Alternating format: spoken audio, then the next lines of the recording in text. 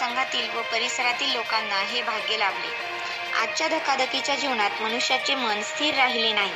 ते मन स्थिर करण्यासाठी शिव महापुराण कथा श्रवण करणे, शिवाय पितृपक्षात ही कथा श्रवण केल्याने पुण्य लाभते.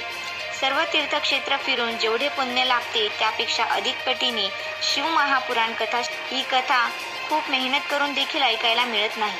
पण आज तुमचे भाग्य आहे की ही कथा या 7 दिवसात श्रवण करण्याचे भाग्य तुम्हाला लाभले आहे. कथेला भाविकांनी संपूर्ण शामियाना भरलेला होता. संभाजीनगर, जळगाव, नाशिक जिल्ह्यातील व संपूर्ण महाराष्ट्रातील आणि गुजरात व परराज्यातील भाविकांनी या शिवमहापुराण कथेला गर्दी केली होती.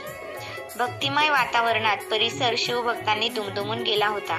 मिश्राजी पुढे म्हणाले की छत्रपती शिवाजी महाराजांना राजमाता जिजाऊंनी हातात तलवार देताना शिवाजी महाराजांना हर हर महादेव हा मंत्र दिला होता.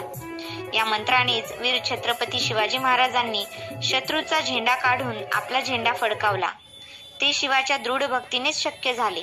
तसेच आपल्या गुरूंचे स्मरण ठेवा आणि तुम्ही ज्या आश्रम अवस्थेत असाल तिथे शिवभक्ती करा, म्हणजे तुम्ही जीवनात यशस्वी व्हाल आणि विश्वासाने भगवंताची सेवा करा.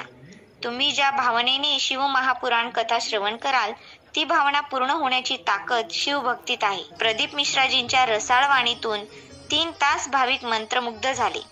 कार्यक्रम यशस्वीतेसाठी आमदार सुहास अण्णा कांदे, अंजुमताई कांदे, फरहान दादा व कार्यकर्ते यांनी विशेष मेहनत घेतली.